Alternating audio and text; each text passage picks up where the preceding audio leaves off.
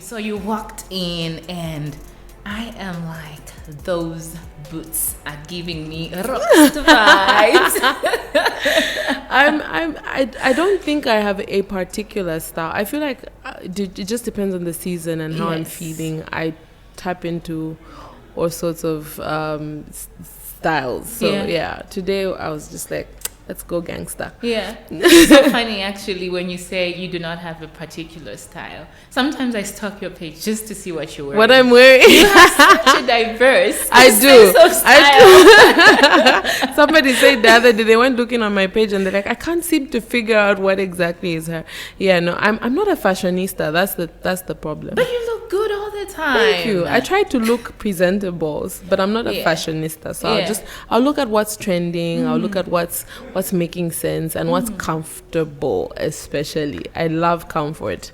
Yeah. I think you are what we would call unpredictable. Absolutely. Literally. Look at us literally going on and on in the conversation. Hello, my name is Ulo, your delightful host, and thank you so much for making way to yet another exciting edition of Emerge. I am joined by the incredible. Listen, Look at you. I am on cloud 9 right now, literally, telling myself to. No. Ichindike. No. Please feel free. Just be yourself. She is a worship minister and an award-winning artist. Thank you. Ladies and gentlemen, Chileshe Bwalya. Isn't that how you introduce an award-winning? I mean, thank you so much. I'm so happy to be here with you today. Yeah. I am incredibly excited, especially with regards to what we are going to be talking about. Today I just want to just look into the details of process and life in general. Right. You strike me, right. As somebody that pays attention to detail. And funny enough, your album, God in the Details. Right. What are those details for you? Oh, it's everything. It's waking up in the morning and realizing I'm still breathing, and realizing that God intentionally let that happen. It's what am I going to wear today? God is interested in all of that. Is what am I going to eat today? God is interested in all of that. How do I speak to people? God is interested in every little nitty-gritty detail. The fact that he has individually given all of us a special DNA, that just shows you how God pays particular attention to detail and how intentional he is about creating each and every one of us. It's not just get saved and forget. He literally wants to be a part of every little aspect of our lives. Funny how you say that. I did come across a post that that you had put up where your friend, your brother Pompey brought you some AirPods and you were literally over the moon. What was that all about? So he had asked me to be a part of something which I showed up for, and that was just his way of saying thank you for coming through. Yeah, absolutely. I didn't expect it at all, because even when he called me, I was just like, yeah, cool. I checked my schedule, checked that I was free, and I was like, of course, I'll do this for you. He's my brother, and it was done. I was happy to be there, but he felt the need to, Now, what struck me to that post particularly was when you mentioned the very thing about the details, because it's like the tiny things, and little a lot things of us get misconstrued and we think God is just concerned about all these crazy issues. So I had mentioned the story. There's a part now I remember exactly what I said. So I'm a Samsung lover, and I'm a Samsung lover. My husband bullied me into Apple. So literally. I'm a Samsung lover, and I've been debating on whether to switch to iPhone. I feel like iPhone is really good for content creation, compared. I mean, Samsung is good too, but I feel like you need extra skills to be able to utilize Samsung compared to Apple. So I actually prayed about it, and this is why I'm saying God. You did? Yes, I prayed like about that. it, and I said, God, is this something necessary for me to invest in? Because buying an iPhone, the latest one, is pretty much an investment. I mean, I'm not yet at that level where it's changed for me, where I can just be like, okay, I want to change my phone. It's an investment at this point. So I prayed about it. Was it the very day or the day before? So I prayed about it, and I said, God, give me a sign, or let me know if I should go ahead. Tell me if I should go ahead and start working towards purchasing an iPhone. And then that particular day, he brought AirPods. No ways. It was literally a sign. Exactly. And I'm like, okay, I hear you, God. I hear you. Because when he called and said, somebody's bringing a parcel for you, it was the last thing I would have expected that he was going to send for me. So I actually packed them. And I've said until I get my iPhone. Please call me when you get iPhone your iPhone 14. Listen, when you get it, I want to be the first to take a selfie. I will. What's that? The FaceTime you. I will FaceTime you. Please FaceTime me. It's coming really soon. Very soon. It's coming really, really soon. Absolutely. Now, another thing that strikes me about you, apart from you paying attention to the details, is that you live a very colorful life and you portray it so authentically in your relationship with your husband. Right. What kind of a wife are you? Or do you think you are? You know what? Because there is the one we are, and then there is the one that we think we are. Yeah. I think I'm a fun wife. I feel like every other day my husband's just like, you know, you're someone's mother, you are. Your marriage is definitely a breath of fresh air. Yeah. No, I try to just be myself as much as possible. Every time I felt like I'm straying from being authentic, I will sit down with my husband and have a conversation and say, I feel like we're straying away. Because sometimes society, traditions can kind of shift you from the authenticness of your relationship. There's things that tradition does help in managing the path that you take in marriage, but then there's things that will come and shift. Simple things like even just traditional teachings, going through traditional counseling, spiritual counseling, you find that you have a certain way of relating with each other as a couple before you go through the traditional counseling. That's right.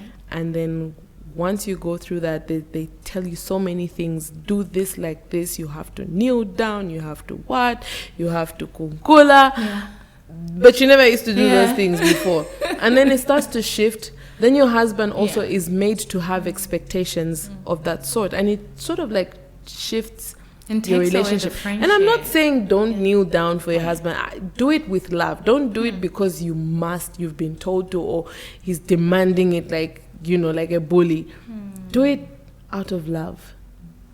Let it not take away the friendship of your relationship. And for me, this is why I'm saying every time I feel like I'm no longer being authentic with myself, I will sit down and have a conversation with my husband. I'll tell you, I'm not the wife who wakes up at 5 a.m. That's a lie. Hi, sis. I'm always like, you're me. Yeah. I'm not the wife who cooks 3 meals a day every day. I will lie. But my husband understands me. He knows me. I will throw down when I have the time in the week. I will do mateveto, fill up the table. But every other day, I'll cook a meal. We'll serve our plates and we'll sit down together and eat. It's not every day that I'm going to have a whole table set up and whatnot. And we'll go to bed and we're happy, you know. So I love to have fun. I like to be funny. My husband, but then again, these are dynamics because somebody might be watching now and saying, shoot, for me to, you know, deem that I have a great marriage, I do not need to, you know, I need to do what Chileshe is saying she does. Exactly. However, dynamics vary from relationship to relationship. Precisely. And also from the lifestyle that you're living, from your pocket as well. Right. Because what if you actually take away when you're not able to cook? Or what if your husband actually loves, you know, or he just doesn't like to eat 3 times a day. Yeah. Right. He's not a Yeah. breakfast person, maybe. Yeah. You don't have to wake up and, do a whole... Yeah, it's just different dynamics. So then you mentioned something quite interesting about authenticity, but then there is the reality of life where you have to just balance, Adjust, and adjust and meet your partner or just your life. Your life goes somewhere, because it is one thing to be self, Right. and it is another thing to Right. align to principles of the world. How do you merge the two? I believe in just dialogue. I feel like every time I'm in a space where I need to adjust, tell me your expectations, and I will tell you my expectations, and we'll see how we can balance our expectations for each other. And then also just being open enough to be empathetic towards another person, to understand that we're not all the same. We have the thing about marriage, especially, and just life in general. We all basically, when we relate to people everywhere, there's a love language. There's a way that each and every individual is designed, how they like things to be done. So almost everywhere you must adjust. Even just coming here, I can't just come and start shouting. Yeah. There's a set tone in this environment. What is the set tone here? It's You're serene. So I feel like it's Is I feel it? like it's very serene and calm, and yeah, I don't know. It's just it's very peaceful here. I feel like you've set Thank a you. calm tone. Yeah. Thank you. So how did you get to that place? Just the balance. It's taken a lot. I feel like generally as a person, I am a people pleaser. Really? Yes. You strike me as I'll someone that's just really sure in themselves. No, actually. So it's something I have to be intentional about, making sure that I don't lose myself in trying to keep people happy. And when I say people please, I don't mean it like I'm just gonna do anything anyhow, anywhere to make people happy. But I like to be, what's the word? If You compromise a little. If I'm in your space, Yeah. I don't want you to be uncomfortable, and I don't want you to be unhappy. Like, I should leave a positive mark for you. Generally, I'm a social person. I'm an extrovert. So I don't want to just be around people and make them feel... I don't want people to be uncomfortable around me. Yeah. So, what was the question again?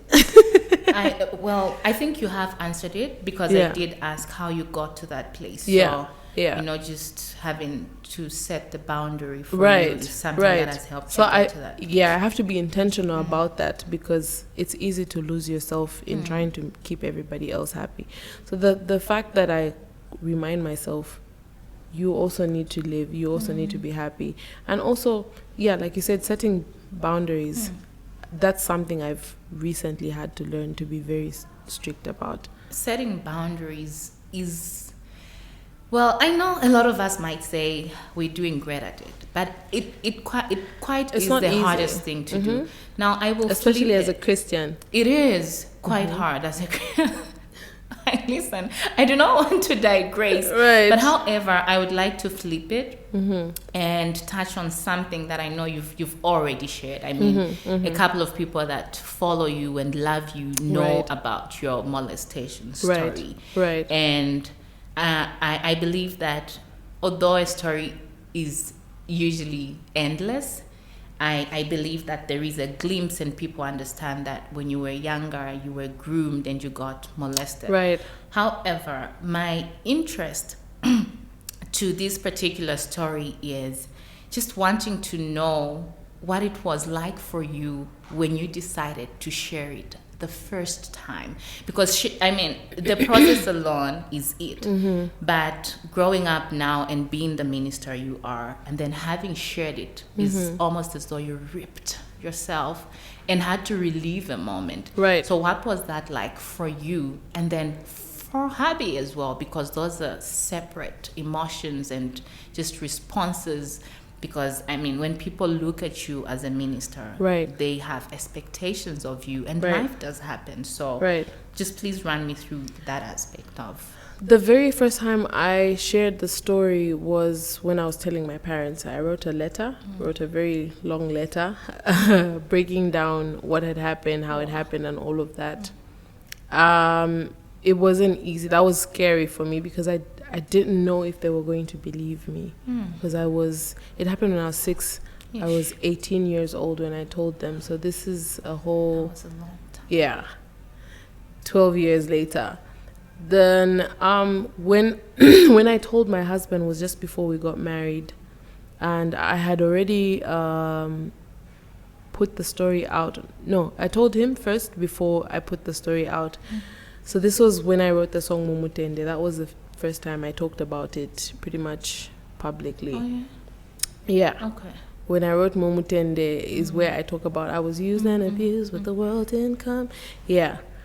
So when I shared it in the song is when now I started to talk about it publicly. And my husband, at first, he was very angry at the person because, you know, we're planning our wedding invitations, and I'm like, no.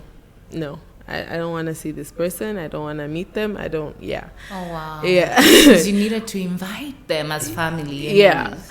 But eventually he's adjusted, and he's come to the place of forgiveness, I think, that I am at. I believe, I hope. Yeah. And then I realized that a lot of people, after I shared the story, a lot of people came out and started to open up, and I realized that this is the beauty of going through certain experiences.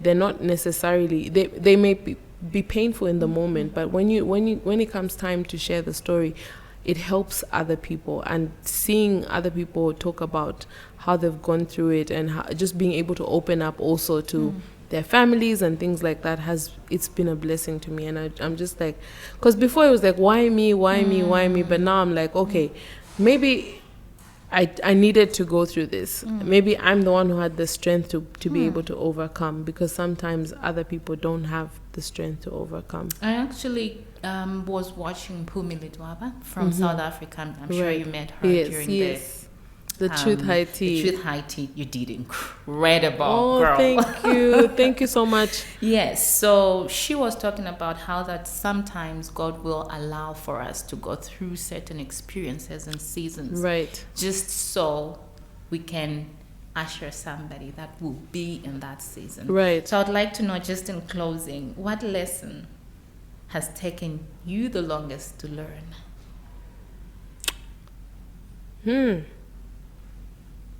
I think how to deal with anxiety. Really? Yeah. How to deal. I've always read the scripture, be anxious for nothing, but through prayer and supplication, make your requests known to God. But I think up until last year, I didn't really know the full extent of how anxiety feels like. There's like the normal, oh, I'm about to go on stage, oh, I'm about to. But then when you experience the level of anxiety, there's a level of anxiety that makes you not want to ever leave the house. Wow. That level of anxiety, I feel like when you go through that, it's just a whole different thing. And I guess it helped me now actually put into practice saying, don't be anxious. Like now I get why God says, don't be anxious for anything. Because it's a whole long story. I can't even tell it now what I went through. We need like segment 3, segment 4, girl chat. I know. I went through a whole shift in my life, in my ministry. And I had to be prayed for, you know. I had to get to a place where it needed to be rebuked by a third party for it to go away. Pastor Daniel Kaira had prayed for me. And from that point on, every time I start to feel anxious, I just say, I rebuke you in Jesus' name. I rebuke your anxiety, and it just goes away. I think the biggest lesson has been just how to manage my expectations with people. Wow. Right. Wow. Yeah. Listen, there is no better way it could be said. Yeah. Literally no better way we could Yeah. end this conversation. And what's funny is that on Emerge we get to play again at the end of every conversation. Awesome. I like But games. you do. But because this conversation was so good, I literally just slid into all the time because I needed to take and take and take and take. So I'm inviting you for a part 2. Of course. Can we do part 2? We can do part 2. Love it. Thank you so much. Thank you so much for making having time me. to be on our couch and just have this amazing Can conversation. I take this home? What is it that you like about it? Green. Well, the color is beautiful. It won't match my Yeah. color scheme, but it's cute. Please carry it. Absolutely. But I know that with 2 gorgeous babies, you will not survive because they'll just jump over. It's pretty short, so they'll just jump over and back. Over and back. Now listen, do let me know in the comment section which part of today's conversation did hit home for you. You've got to love Chileshe Bwalya, an absolutely amazing woman of God, a powerhouse, and of course, do not forget that award-winning gospel artist. From me, your girl Ulo, the delightful host. You know what I always say: if there is something that you want to do, if it stands right and serves purpose, then go do it.